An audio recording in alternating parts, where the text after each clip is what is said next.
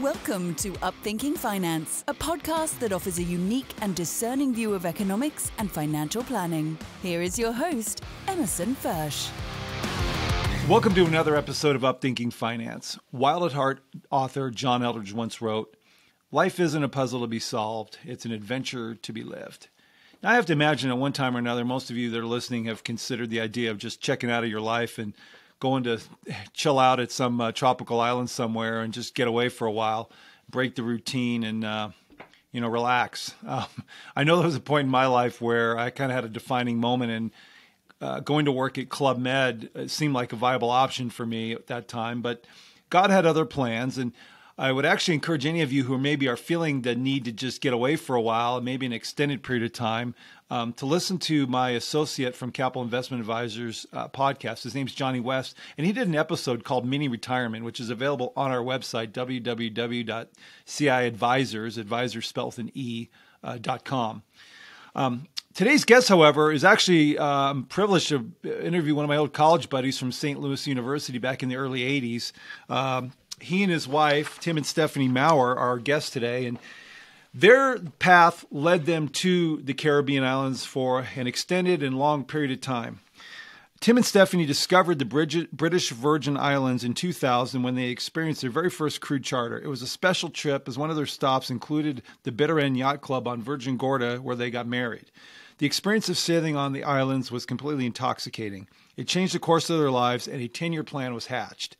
They made it a goal to buy a boat and come back to sail the beautiful Caribbean islands. From then, all vacations were spent sailing the Caribbean waters, and summers were spent sailing on Lake Michigan at their hometown of Chicago.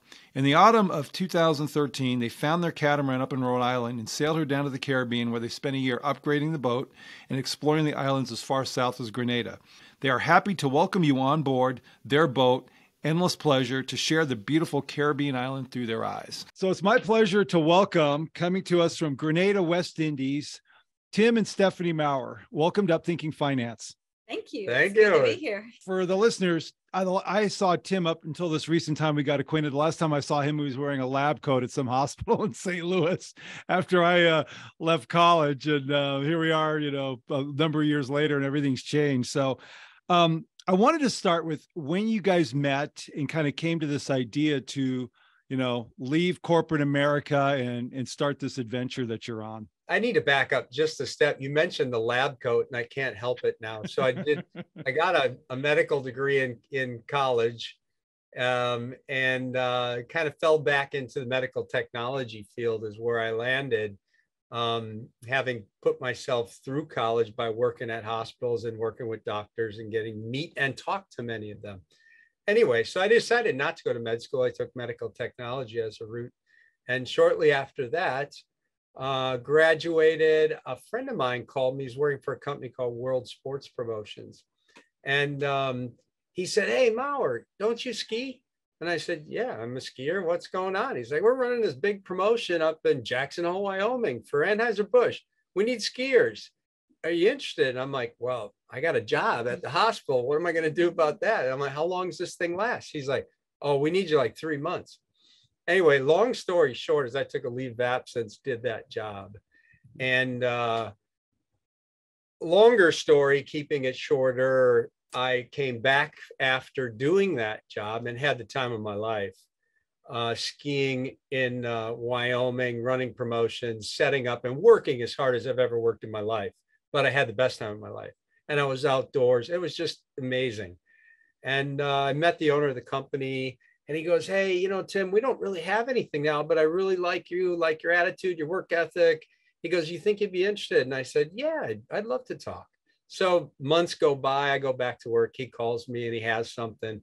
Long story short, I was about to make a transition to medical industry, had a really good offer. He gives me like half the price. I don't take that offer. I go with him.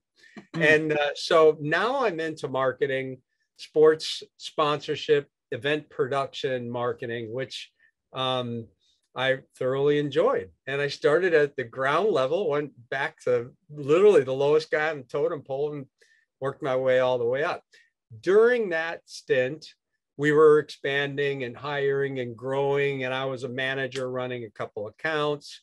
There were some interest to hire more individuals. So one of my colleagues said, "Hey, Tim, I've got this girl.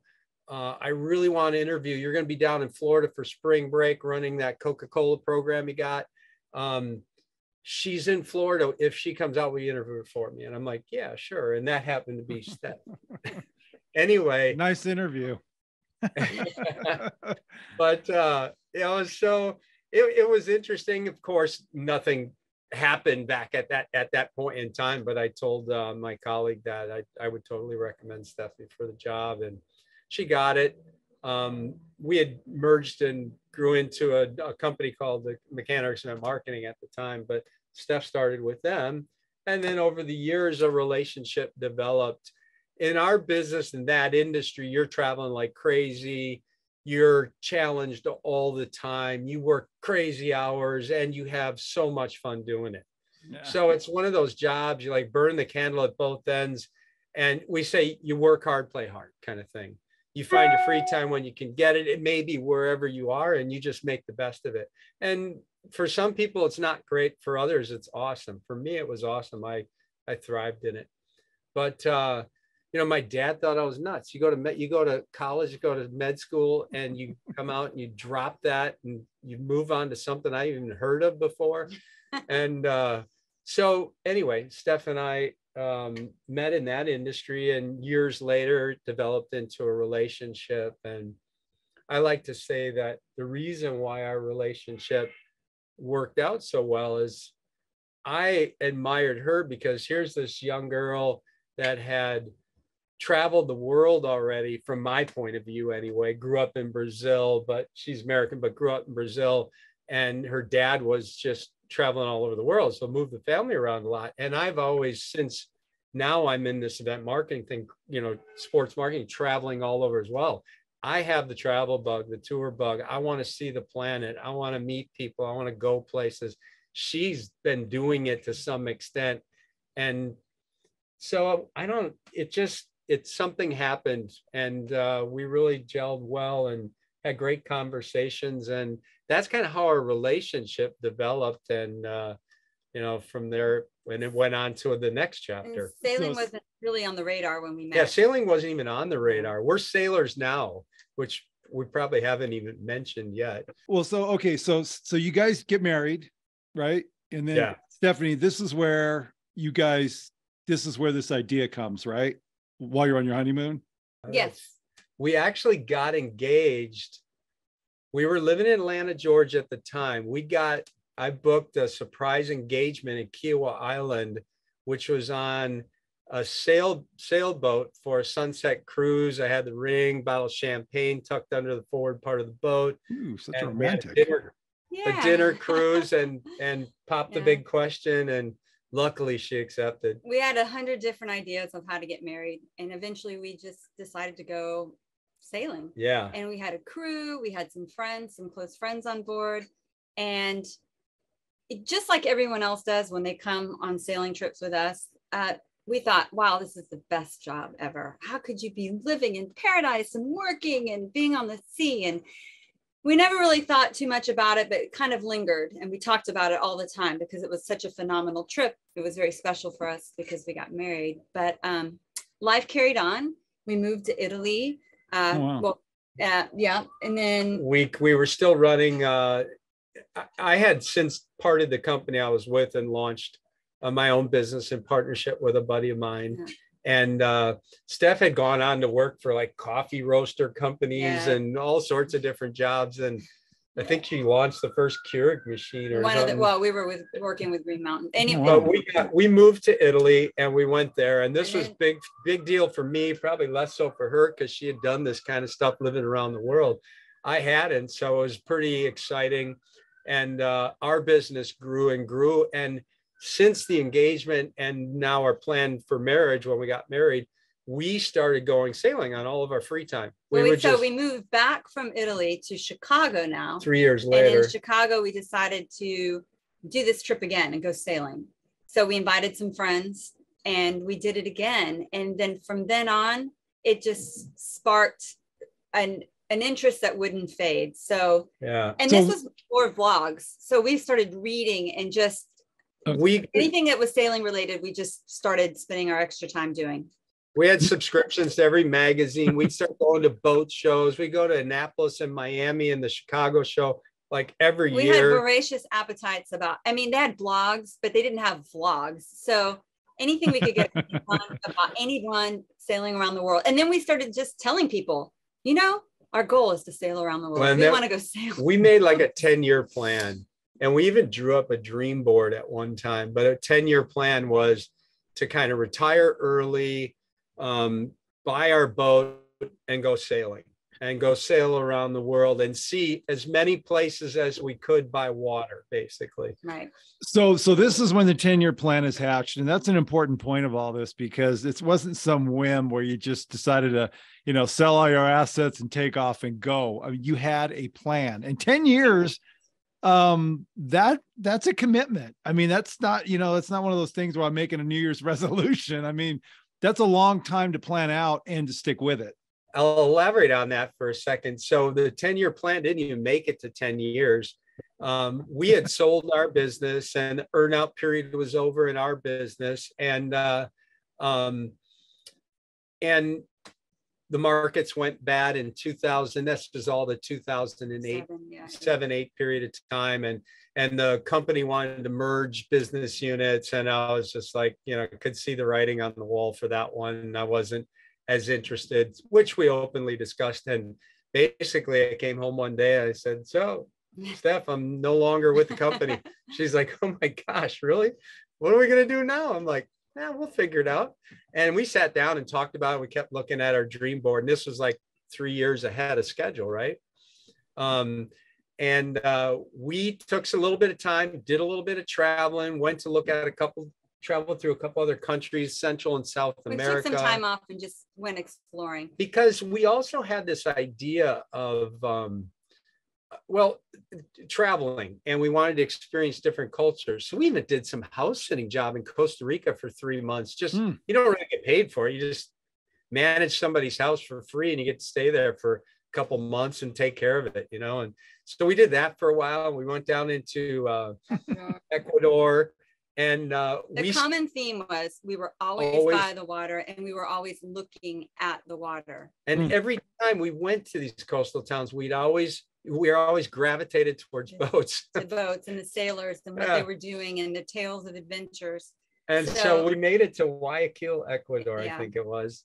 It was after his birthday, and I'm like, you know, yeah, why are we here? Let's just go back and buy the boat. She's like, let's just go back, buy the boat. Let's get it started now. And that's what wow, right on. We realized it was a little bit early, and our idea was to find the right boat, and that we would start chartering her to kind of maintain income lifestyle, right, in a new industry. So we originally thought, well, monohulls would be fine, catamarans would be fine. And then we were like analyzing the market. We realized the transition from monohulls to catamarans from a chartering point of view had become very popular. So we thought, well, we'll push ourselves to the catamaran. And we started researching more and more and more. And finally, this is the one we found, the one we're sitting on today, called Endless Pleasure. Endless Pleasure. So, okay. I mean, there's a lot of questions, but the first one would be, so what was the reaction when you went to, you know, your friends, your family, and told them you guys were, you know, taking off? I don't think they were too surprised, in the sense that we talked about sailing a lot, right? Yeah, we did. I think they probably thought it was just a thought, but I mean, we really. Yeah. I think my dad was surprised. Like he was just like, my dad's the kind of guy that had after the Korean War, he had one job his entire life, blue collar guy running a hinge line in a toilet seat manufacturing plant called Bemis, by the way. And he said, and he was just like, I just, you know, you kids couldn't wrap his head around it. Where you go to school for medicine, you come out, you do that for a while, you come out, you get into this marketing, sports marketing, then you build up a career, you do great there. And next thing you know, you're out of there and you're buying a boat and you're going sailing. He was just like, okay, I'll never figure you guys out, but you know, good luck to you, right? And so everyone was pretty supportive. I don't think we ever really got too much resistance. A lot of curiosity for sure. Yeah. And there are a lot of unknowns. a matter of fact, the interesting thing is we bought the boat in Rhode Island, and we had since moved to Florida, and we were just having fun, kind of doing our research, thinking all the boats are probably in Florida. We'll go there. You know, there's a lot. Florida's a huge mecca for yachting, so we go there. If we find ourselves traveling everywhere but Florida to look at boats, which was really strange. So end up finding the boat in Rhode Island. We buy it in Rhode Island. We get to Rhode Island and we're refitting the boat, getting her ready for a big, our plan was to sail down to the Caribbean, spend the whole first year learning the Caribbean, all the islands, testing our skills, learning the boat, practicing maintenance, you name it. The list getting the licenses, the learning curve is like this, like climbing Everest. And so we get to the marina and there's this little local bar that's right there. And we would go have like an afternoon and a meal, maybe an afternoon beer or something like that. And these guys are like, they were understanding what our plan was. And every time they would ask us, you guys are really going to be leaving? And we're like, yeah, why do you keep asking that? They're like, well, everybody comes in here and they talk about all these big plans they have, but they never toss the lines. They just stay to the day sailing and they never go. And we're like, no, that's not us. We're going. We got a plan. We're going on November 1 when the insurance actuaries approve us to sail. So we closed on September 13th, Friday the 13th, and we left November 8th. Yeah. Wow. And we just refit the boat. We added we've always said to ourselves, we're smart individuals. Safety would be the number one thing. Yeah. So we made sure that the boat was ready to go. We put a bunch of new equipment on the boat, top safety gear on the boat. And the people along the docks and in the little pub I was talking about kept asking the question, "You're sure you're going?" We're like, "Yep." It was a joke because the dock master had a big dinner for us before we left. Yeah. And he told his wife that it was the Last Supper because he never really saw us sailing. The minute we got the boat, we just started ripping stuff off and we didn't really have time to go sailing. We did, and we checked out the systems. But he really thought that once we took off, he might never see us again. He was worried. We were like, Last Supper, that's not too nice. You guys, I remember when we had a previous conversation, and it was a good point that you made because you just mentioned it about the learning curve and all, but you didn't wait to become experts. I mean, there's kind of a point where you just got to go, take the leap of faith. And I think sometimes that can hold other people back with whatever the, risk is. There's always this wanting of a certainty, or as much certainty as there is before. And to me, as I think you would certainly say, half the risk or the fun in life is taking the leap, and knowing in your heart, this is the right thing, but intellectually, maybe it's not aligned just yet. Right.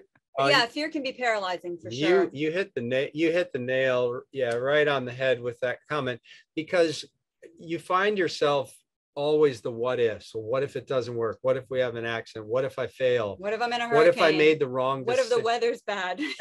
Even when I left to go into the marketing realm, I was like, well, I thought to myself, I can always go back. Worst case, I go back and find another job in a hospital or whatever. And the sailing thing too, it's like, if we don't give it a shot, it's like, we're never going to know. It's like, we had to push ourselves. And you're so right as well. Every time we do, we find a whole new level of excitement that just opens up our minds and it builds strength. It does build strength because it's not an easy road to take. It's definitely very challenging, but I think if you're committed to getting through it, things get easier. It just takes time and it takes a lot of concentration. It takes a lot of dedication. It builds a ton of confidence. It does. I told my dad, after all we've been through in our careers, I said, arguably this one's is easily one of the toughest. Yeah. I'm like, you have to learn. We had to learn to be jacks of all trades.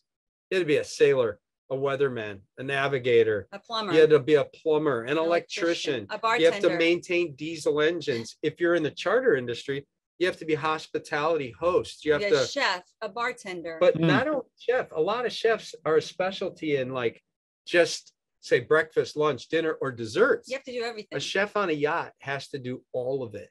You have to procure all the ingredients you need. You have to I was like, it is arguably one of the hardest jobs. And medical too, right? You got to And make that's- sure you know all this health first aid stuff if somebody gets hurt. First We had responder. firefighting skills. I Exactly. mean, the stuff we had to be drilled on and get certified for, life-saving drills, man overboard water rescue training. Licenses.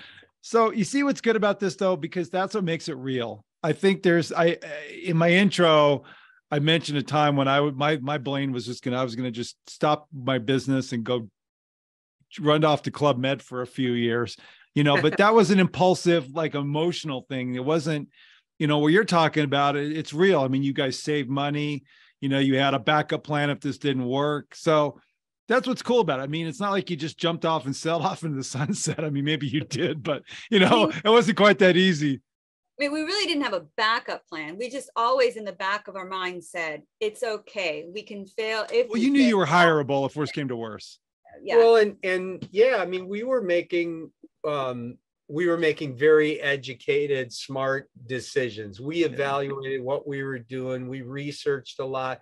We did carve into our retirement fund to come out with the money to start the business, buy the boat and do things like that. And we also were very resourceful, and you can't be afraid to call people in the industry and get the background, the information that you need, because we didn't know a lot. We just didn't know what we didn't know. And it took a lot of, but I would say chatting and but I'll say this, you figure it out. You figure it out. You don't have to know everything. You figure it out along the way. And that's why they say the biggest fear or the biggest conversation with boaters is they don't cast the lines and just go. Right. They feel like they have to master so many things before they do it. I may have to use that quote on another episode because I always start with a quote. That's a good one. Don't, cast your lines and go.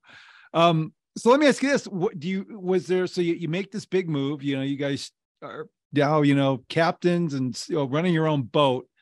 Do you remember, was there like a first, maybe the better question is, so was there a time when you realized, okay, this is actually something we can provide ourselves a living on? Like, there's a saying somebody told me in the beginning was like, okay, you got to be in business 4 years to where you really feel like you've, made it, so to speak. And actually that was true for me in my industry. I'm just wondering, was there a time where you guys finally realized, yeah, this is sustainable lifestyle?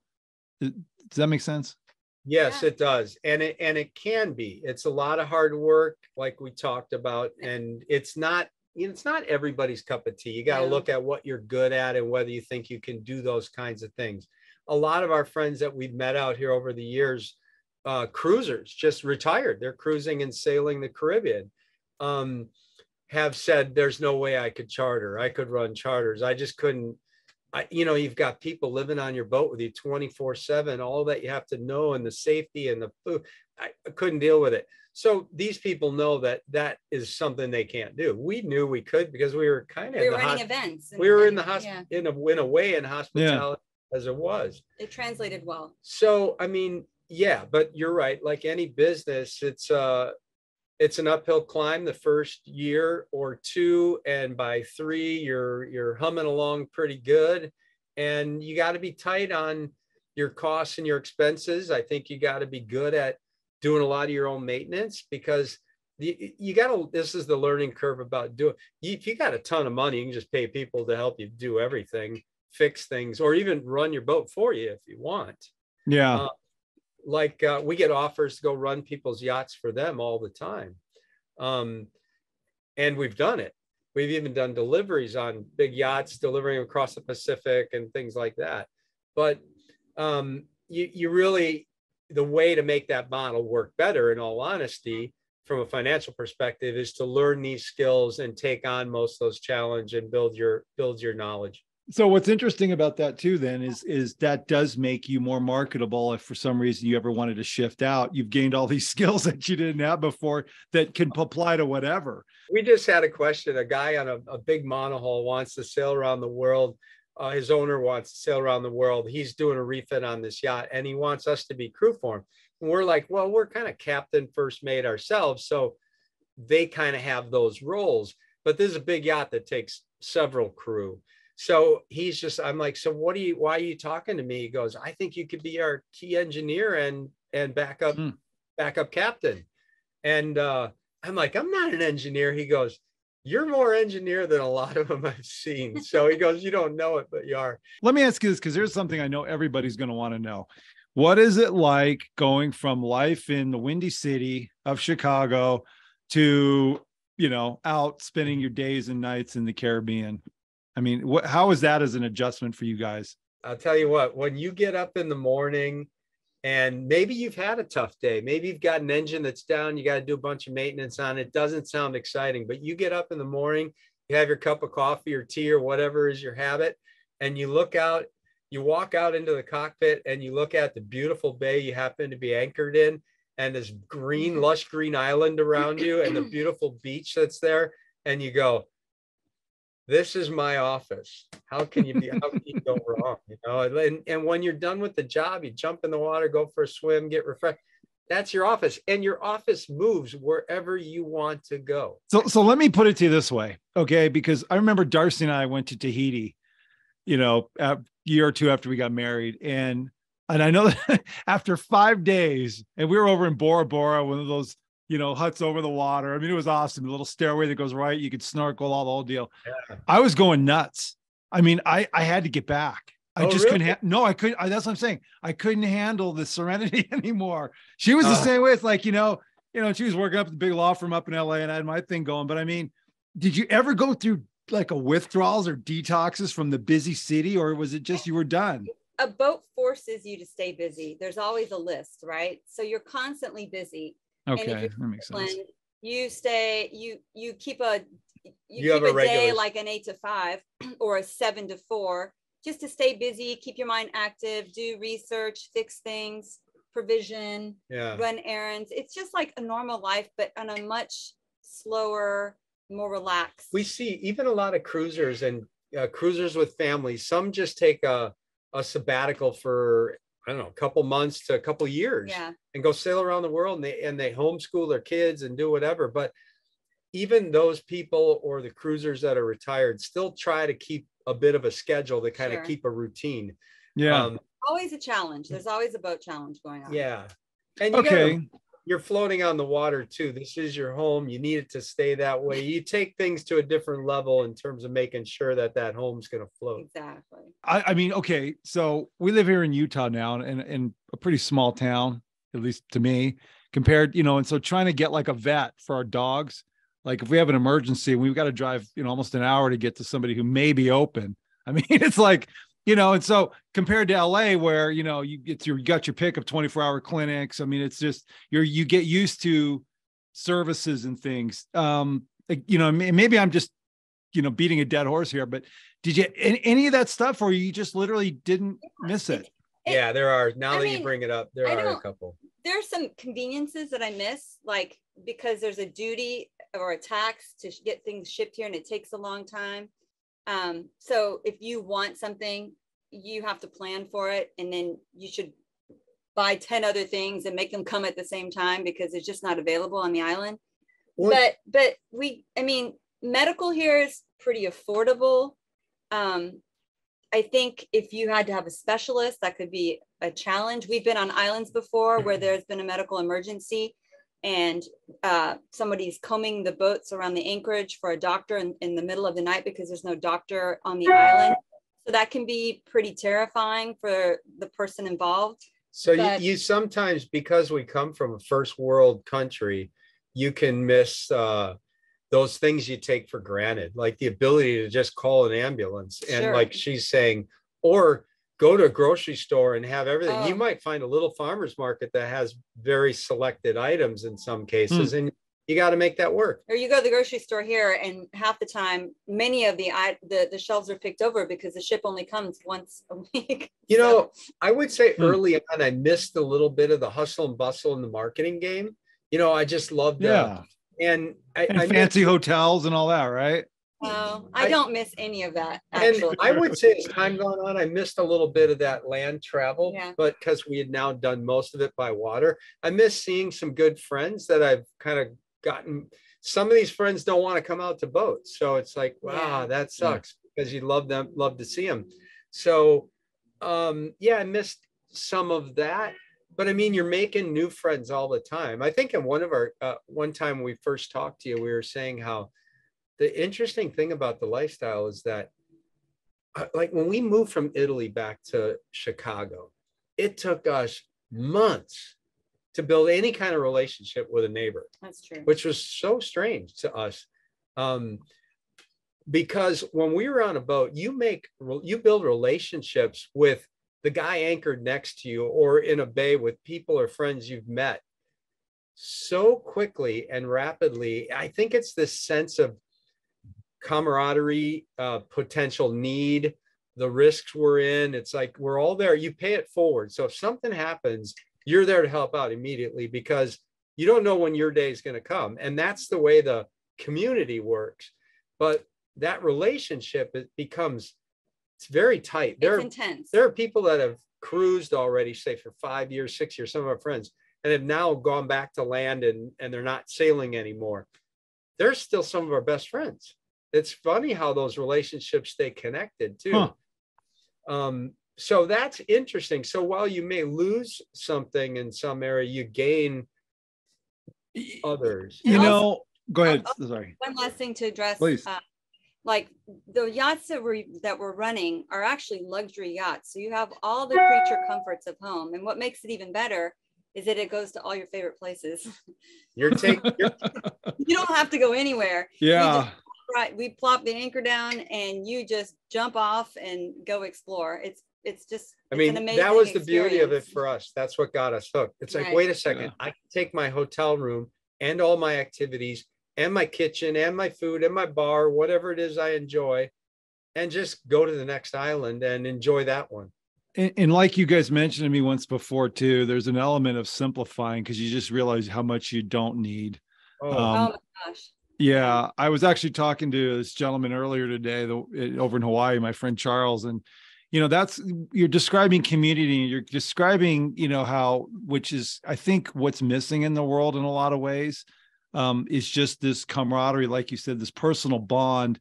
And it's nice to hear that you've captured it, and you've captured it doing something you genuinely want to do, rather than trying to fit into this blueprint, that a lot of, people do. I mean, I shared with you, we've made a lot of choices, Darcy and I have, and it hasn't brought us to sailing in the tropical, area of the world, but we made choices that felt right for us that a lot of people wouldn't have made. I guess, you live a life and then you can look back and it's like, there's no regrets. And I mean, if there's anything, what a way to live. So we've got some more time, but I guess what I'd like to hear is if you have like a favorite story, because I mean, again, I'm trying to capture for listeners what it's really like living in the Caribbean, working in the Caribbean, and just this whole lifestyle. Is there something that really just maybe, what's the word? I'm not thinking of it, but kind of embodies the whole experience for both of you? Each of you have a kind of a moment or a experience? Andrew, yeah. Okay, so we had a family on board, 2 families that go sailing every year for Thanksgiving, and they've been on tons of boats.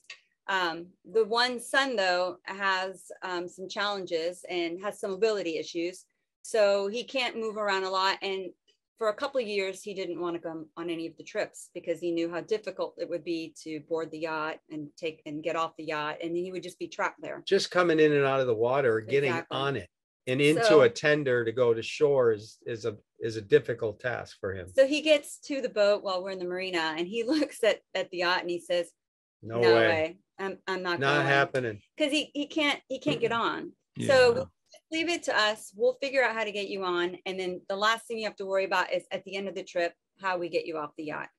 But so what we did was explain to him that once you're on, you can still participate in all of the activities. We have this nice, it's a tender lift that holds our dinghy, or tender is our car when we're on a yacht. So it takes us to shore and back. It takes us skiing, takes us adventuring. So we take the tender off when we're on the anchor, and we can have him sit on it and drop him right into the water as far as he wants. And he can sit there and he can swim. So he doesn't have to climb a ladder out of the water, which would have been difficult for him. We could just tender lift him.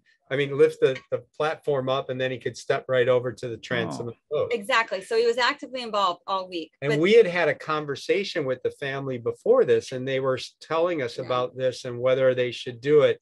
And we said, we think we can accommodate. He should come. So the clincher is this: everyone is scuba diving and he can't scuba dive. So he begs for an underwater experience the whole week. And finally, we get into this little calm bay and we decide, okay, we're going to monitor him. His dad is going to hold his hand. He's going to go down underwater just for a brief period of time with the regulator. His dad's ex-Navy. His ex-Navy. Too, so and we have a dive instructor on board, and he has the most phenomenal experience. And everyone in the family is emotional. And the I'm getting weepy just listening to this. Exactly. Oh, yeah. Exactly. It's a very special moment. Everything that he thought he was going to be a challenge that week, we made an effort to say, no, we're going to make it happen. Whatever we do, we're going to make you include. It's going to be an all-inclusive trip, and you're going to be a part of the activity. They told us they're never going to hear the end of it. You know, the worst part about it for them was going to be they're never going to hear. I mean, it was great, but they were. Now he's talking about wanting to be a scuba diver. He's going to buy this underwater mask that he can talk with, and he has all these big ideas. So it became this whole new. Now he's motivated to do a bunch of things. You know? See, that's just great. I mean, that's the thing.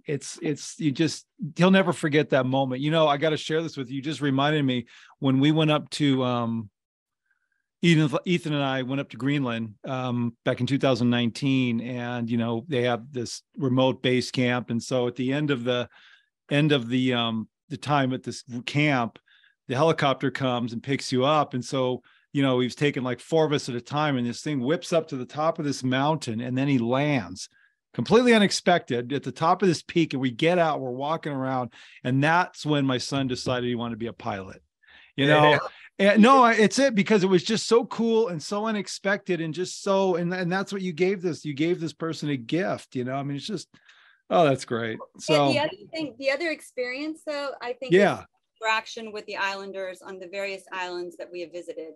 The generosity, they're very welcoming. They invite you into their homes. They invite you to eat with them.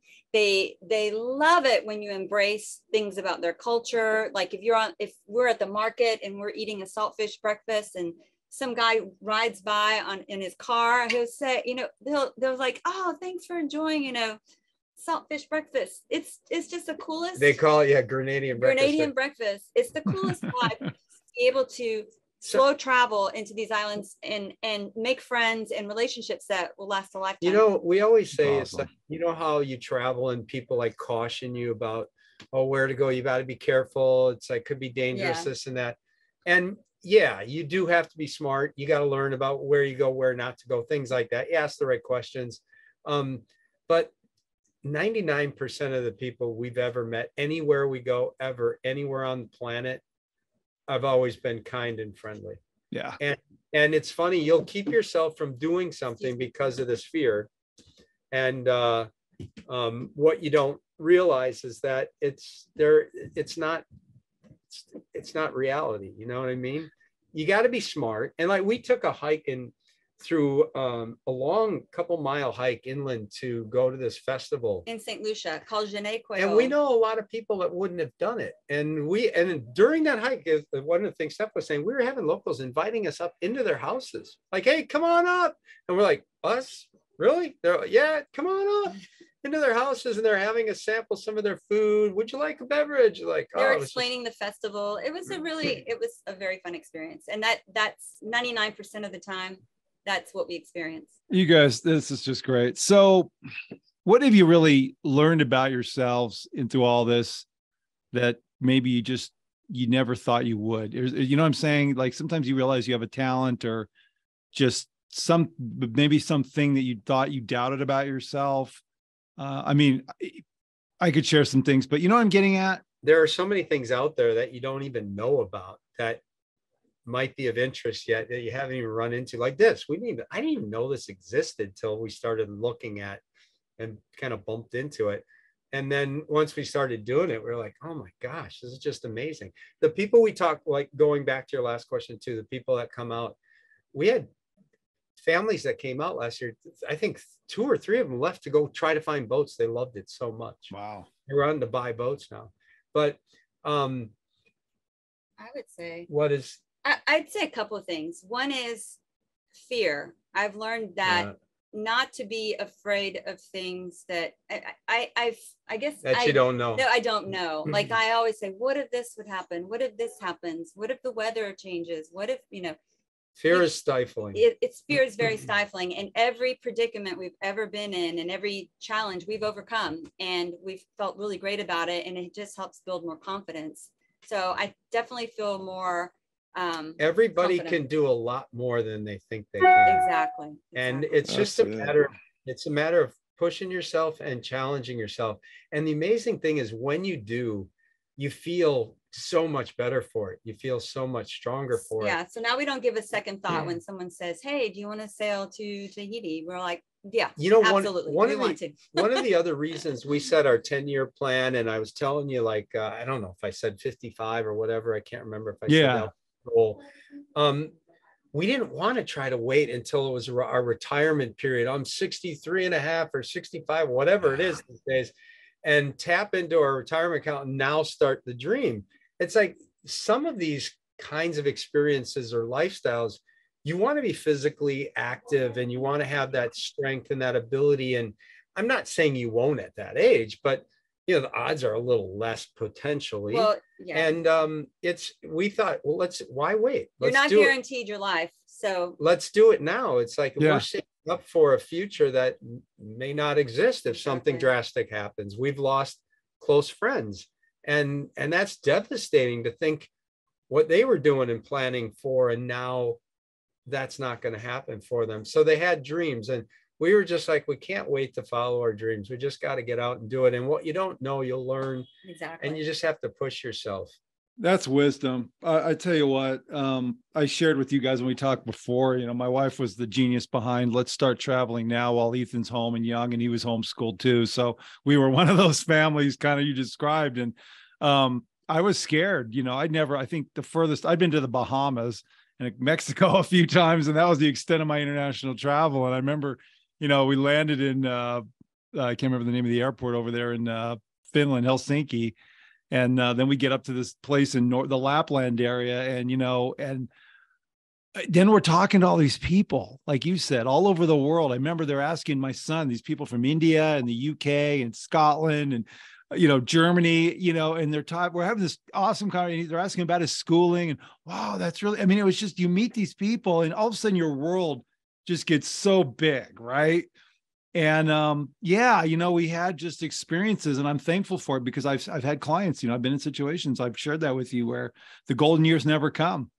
And so, there is something. And the thing I really appreciate about you guys, because Tim, I was thinking in the beginning, why you didn't meet your dad's expectations, did you? But that's the whole point is, who are you living your life for? Right. And some people are meant to get married and have a bunch of kids at 22 years old. And then there's some of us who get married later in life and do different things. And it's like, gosh, when you hit you find your place and you go with it. And I just think you guys are such a great example of that. So, any final thoughts, anything you'd offer anybody that's maybe got a dream? Cause that's kind of the way I put it. And they're struggling to take the leap. You've said a lot of things that are really poignant. I'm just wondering if there's anything else. I would add one thing too. I don't know if this is true for a lot of people, but as I get older, I find myself kind of, what am I trying to say? Less motivated to take bigger risks. Do you know what I mean? Yeah. You get a little bit more conservative for good reason, let's say, but a little less motivated. So I would say that, if you have a dream to do something, I would say try to formulate a plan to see if you can start it earlier or younger, or maybe you do like what we've seen a lot of people do, take sabbaticals and stuff and time off and go live it for a period of time and enjoy it. And if nothing else, test yourself in this concept or that idea. I would say that I'd say take action. Yeah. It doesn't have to be overnight. It can be a 10-year plan. It could be a 5-year plan, and replace your vocabulary with I wish with I will, I am. I felt like we manifested this because we consistently spoke We told people we didn't know we were going to go sailing before we ever had a boat, before we ever really knew how to sail well. So Steph claims it's because we had that dream board and that we just manifested it. And we were just constantly feeding ourselves with information that was interesting, that kept fueling that fire. And then we were making phone calls and talking to people and visiting and trying to align ourselves with people in that dream that we wanted to accomplish. Yeah, it doesn't take 10 years to do it either. That was just even small steps. Just keep moving forward. Don't I wish until it's gone away. Just say I will, and just keep moving. Keep moving. Yeah. You guys are great. I really appreciate, Tim, like I told you in my email, I'm just glad to have a contact with somebody from a long time ago. Those college years, I'm not even sure I remember all of it, but it's just a lifetime ago. But it's cool to just have gotten connected and see you married a smart, beautiful woman. You married up like I did, clearly, right. But it's clear you guys have a partnership. And I mean, in multiple ways, and particularly when you're sailing out there in the ocean, I mean, that's not everybody could do that, We live in a small space. Yeah. 20 hours a day, 7 days a week, which adds an entirely different element to our relationship. Yeah, there aren't too many people that's one you need to test out a little bit, that can actually live and work together with their significant other 24/7. They have to be your favorite person. Yeah. You have to be able to learn how to navigate. Yeah. That's great. But I'm so glad that we reconnected. And my only hope is that we can do it live again and maybe get you out sailing with us, or we'll get out to visit you guys, whatever. But I would love to. You guys had dogs, right? Yes. Yeah. So we've got these two Malamutes, and we're those, probably like you guys. I mean, they're family members. And quite honestly, that's one of the reasons why we're moving to Bozeman, so they have more time in cold weather, because I mean, that's, so anyway, but that's our only hang up on anything. That's why we travel separate trips, because one of us would stay home to take for the dogs. We just don't like to put them in a kennel. But anyway, no, one way or another, we are going to hook up. So I'll put that on my board, because I'm with you. You write things down, you put out the words into the universe. My wife always talks about, words are powerful. You put the right stuff out there, it's going to happen. So anyway, I just appreciate you both. Thank you so much for the time today on Upthinking Finance. Thank you. We love what you're doing. I think it's a great concept, and I really wish you the success in it, because I think it can motivate a lot of people to find their goals and follow their dreams. And